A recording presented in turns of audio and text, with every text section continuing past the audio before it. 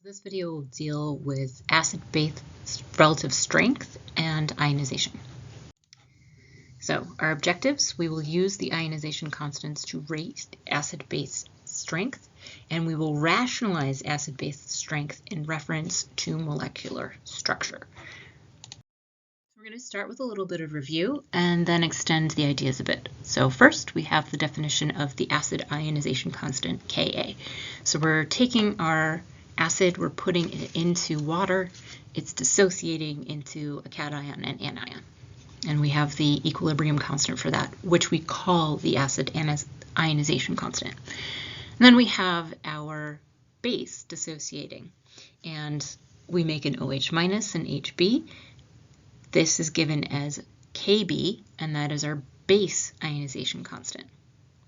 And then if you remember, we also have Kw, which is the relationship between H plus and OH minus. Now I have given H plus instead of the hydronium ion, even though it is a hydronium ion. It turns out, again, H plus by itself is way too reactive to stay alone for very long, like very, very short-lived.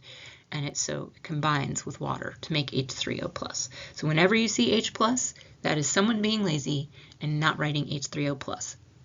But that laziness is common, and you should know to see both, right? All right, so what else do we remember? We had the Bronsted-Lowry definition for acids and bases, where acids were proton donors and bases were proton acceptors. Okay, so we have then an acid with a conjugate base as a pair, and bases with conjugate acids as a pair. So let's label them. On our top equation, we know that our acid is the HA, so that's if that's the acid, water has to be the base. And then on the other side, H3O plus is the acid, so it's a conjugate acid, and A minus is the conjugate base. If we go down to the base ionization equation, obviously the base is the base. Water has to be the acid, which makes hydroxide a conjugate base and HB a conjugate acid. All right, so now that we have that concept and we've remembered all the things, let's extend it further by combining these two equations into an acid-base reaction, because both of them are both experiencing dissolution, right? They're going into ions, and when you put them together, we have a combined equation. So we remember coupling our equations, we're going to do that.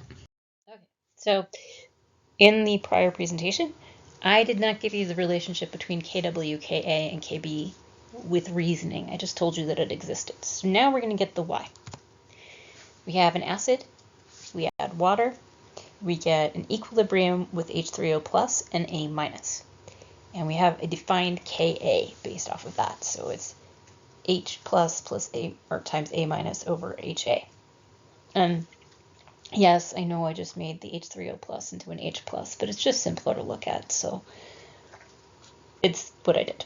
Okay, now, in that equation, we have an acid in the form of HA, we have a base in the form of water, we have a conjugate acid, and we have a conjugate base. So if we want to write a Kb equation, we need to start with a conjugate base, because we need a base.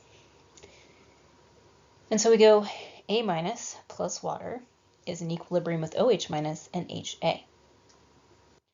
And our Kb equation then becomes HA times OH minus over A minus. Now, in this equation, our base is the A minus, our acid is water, our conjugate acid is OH minus, and our conjugate base is HA. Okay, so we've defined two equations that give us a Ka and a Kb, and if we sum those equations, so like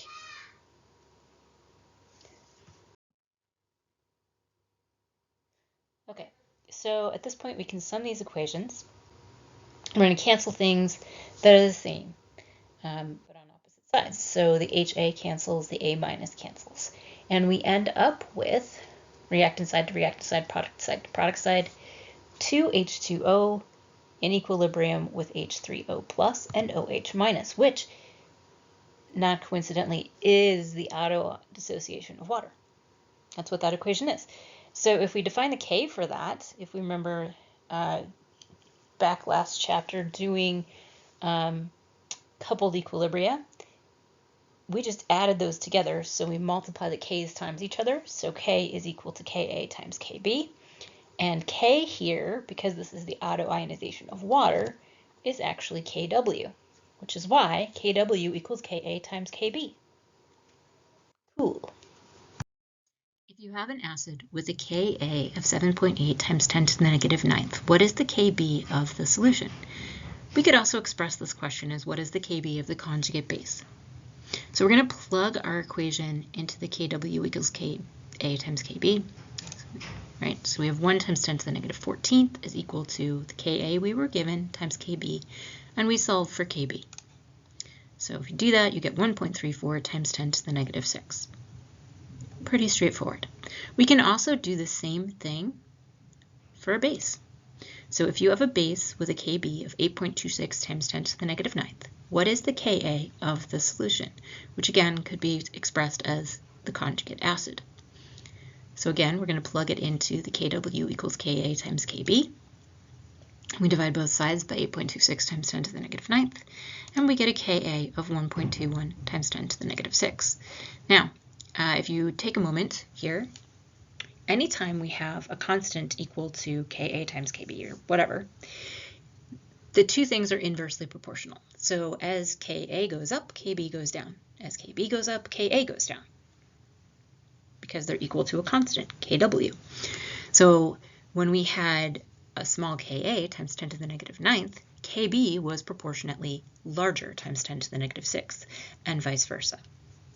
You can rank the relative strength of acids and bases by their Ka values. Here we have a ranking of various acids and their conjugate bases. So if an acid is strong, the conjugate base is weak, and if the base is strong, the conjugate acid is weak. All the strong acids and bases are ranked here. But if they fully dissociate, when you do the calculation for pH, you will always get the same value for molarity of the strong acid. The same can be said for strong bases. They fully dissociate in water, so their pH or pOH will be the same for the same molarity. If you go to a stronger acid ionization constant than water, the acid fully dissociates. The conjugate base is weak because Kw is equal to Ka times Kb. So if you do the math, it's approximately 0 for the Kb. The backward reaction will not happen, as noted on the table. If you go to a stronger base than water, the base fully dissociates and the conjugate acid is weak. The Ka is about 0. So for strong acids and bases, the dissociation equation only goes one way. They are not Bronsted-Lowry acids and bases. The fact that you can get the same pH for the same molarity with strong acids and bases is called the leveling effect. The solvent limits the strength of the acid or base. In more abstract language, the basicity of the acid is limited by the basicity of the solvent, and the acidity of the base is limited by the acidity of the solvent. So, how do we know that perchloric acid is stronger than sulfuric acid? So you look at the table, we've got a ranking for all these things. Well, we look at the pH of these acids in different solvents, for example, ethanol, until we see a difference, and then we rank them. Now, if you're really thinking about it, you're probably wondering what determines the strength of an acid and a base. Well, let's look at the stability of ions in water. The strength of binary acids, so that's an H with a nonmetal, increases with increasing bond strength. So we've got HCl is greater than HBr, which is greater than HI. So why is that? The larger the ion, the more ion-dipole interactions you can have. So essentially, you have more intermolecular forces per ion, and that's what keeps them stable. As the the strength of the hydrogen compounds increases with increasing electronegativity of the nonmetal atom because the polarity of the HA bond increases. So if you're looking at making that into an ion, if you're increasing the polarity, you're increasing the strength of the ion-dipole interaction. So because the ion-dipole interaction is stronger per interaction, even if they're the same size, larger differences there are going to make it stronger. It's going to be more stable. in water. All right, now, this one's a little bit harder. We're talking about the strength of ternary acids and bases. And they have a structure where you have E, which is a cation, attached to an oxygen and then an OH group. So in these cases, the H, which I have circled in purple, is the acidic hydrogen. It's the one that attached to the OH. All carboxylic acids, as well as oxalic acids and dibasic bases, are ternary. Acidity increases with increasing electronegativity of E, since this makes the bond more covalent in character, which means that the H+ is released. But if the electronegativity is low, the OH- is released. So examples here are nitric acid, which if we put into a structural formula is, instead of HNO3, O2NOH. And also things like iron hydroxide. So what does this mean? If you're making the bond between E and O more covalent in character, then the OH bond has a weaker dipole, and so the H+ pops off. If the En is smaller, then the EO bond is more ionic, and the OH is less of a dipole, and therefore stronger, so the OH pops off instead. All right, so what about hydroxy compounds near the line between metallic and non-metallic? So we're talking about that thing where we have metalloids. Those are likely to be amphoteric, and for example, we have aluminum hydroxide, which we remember from lab is amphoteric. If you look up the information, you also find that germanium is amphoteric. Arsenic is amphoteric. You get the idea. All right, so how do we put all of this together? Let's go ahead and summarize. Kw is equal to Ka times Kb. So strong acid is coupled with weak conjugate base. Strong base is coupled with a weak conjugate acid. The leveling effect says the basicity of the acid is limited by the basicity of the solvent, and the acidity of the base is limited by the acidity of the solvent. And finally, the strength of acid and base is determined by the stability of the ions in water. So bigger monatomic ions are more stable than smaller ones. Hydrogen compounds with greater electronegativity difference are more stable. Ternary acids, when the electronegativity of the metal cation is higher, act as an acid, but when it's lower, it acts as a base.